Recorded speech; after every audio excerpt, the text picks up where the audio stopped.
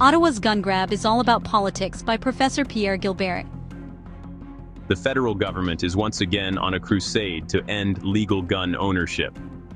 Public Safety Minister Gary Anandasangaree recently announced the Assault-Style Firearms Compensation Program, an initiative that should be vigorously opposed by anyone who cares about truth, government integrity, and public safety.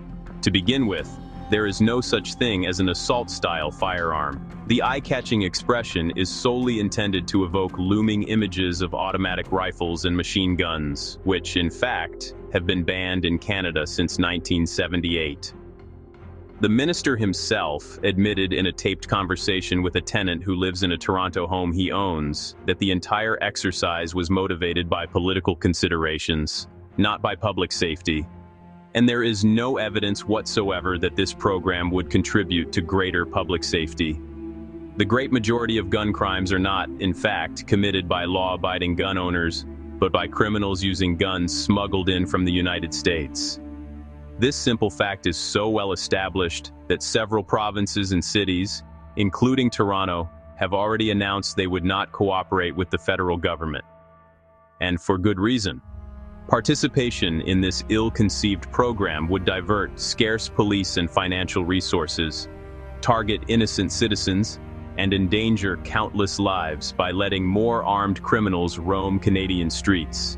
The few jurisdictions, such as Quebec and Winnipeg, that have shown a willingness to cooperate with Ottawa appear to have done so largely in exchange for financial support. Overall, the program is shaping up to be a fiscal nightmare. Total costs are expected to reach $6 billion or perhaps more, which seems realistic, considering the now-defunct gun registry program was originally priced at about $117 million, but ballooned past $1 billion before it was scrapped in 2012. Canada's economy is in shambles. Our relationship with our closest trade partner, the US, is on the skids. Job losses are in the tens of thousands, with no end in sight. There is little foreign investment. The middle class is drowning in an ever-rising tide of taxes.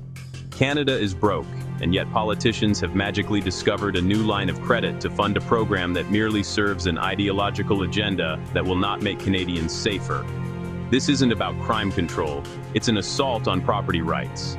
The government has arbitrarily reclassified legally purchased firearms as prohibited based largely on appearance, not on their actual use. If the state can unilaterally strip citizens of their right to own a gun because of what it looks like, what stops it from confiscating other possessions considered to be undesirable, such as high-emission vehicles or recreational property?